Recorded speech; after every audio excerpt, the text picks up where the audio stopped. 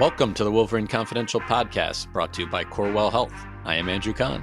I'm Ryan Zook. And I'm Aaron McMahon.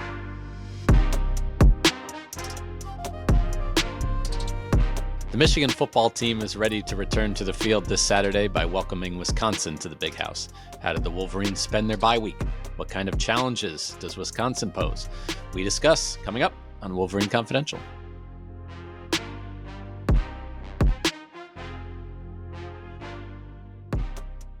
All right, guys, Aaron and Ryan, good to be with you two here on Thursday afternoon, October 2nd.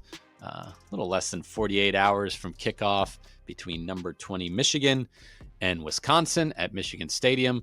Kickoff is set for noon on Saturday on Fox. It is homecoming for Michigan. As we get into Wisconsin here, we'll get into our game predictions. Let's just start with what we learned this week. What were the vibes like in Schembechler Hall with Michigan, coming off a bye week?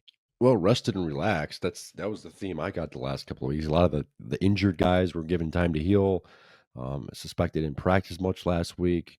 Obviously, this is a game week, so they're all kind of getting ready for prepping for actually playing a game. But I think the bye came in at the right time. Some of those guys needed to heal and get healed up.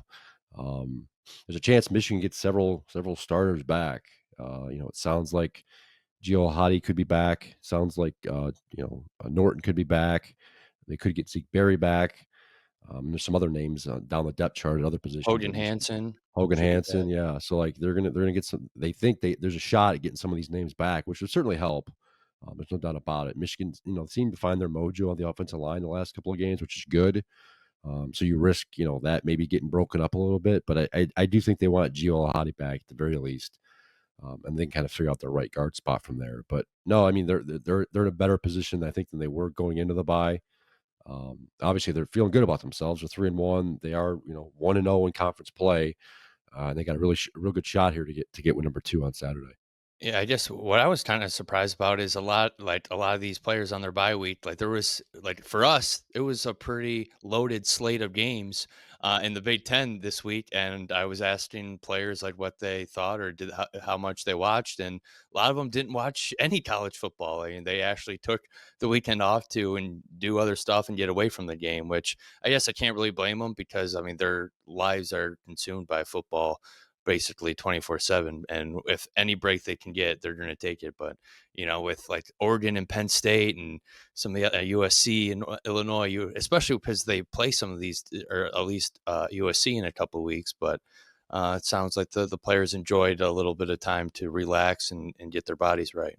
Yeah, I noticed that too. I was wondering if it's just with the league being so big now and so many transfers, if you just don't feel that connection to some of these other programs and keeping tabs on them and maybe knowing some of the players there. I don't know. I mean, in the case of that Oregon Penn State game, which was the game that day, in prime time, Michigan doesn't play either of those two teams this year. At least they're not scheduled to. So maybe that factored in. But yeah, that was interesting to me as well.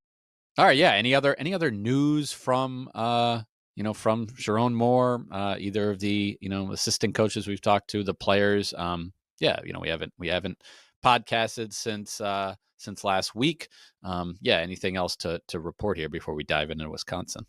Yeah, I thought it was interesting that we were able to speak with Wink Martindale this week, the defensive coordinator, kind of get his overarching thoughts on the defense through 4 games. We hadn't spoken with him for a little bit, and it's kind of he revealed that he's going to look for the best 11 players to put on the field, no matter if it's some veterans that aren't playing up to the standard and might see some more bench. And there's young guys like Cole Sullivan and Jimmy Rolder that are forcing the coach's hands and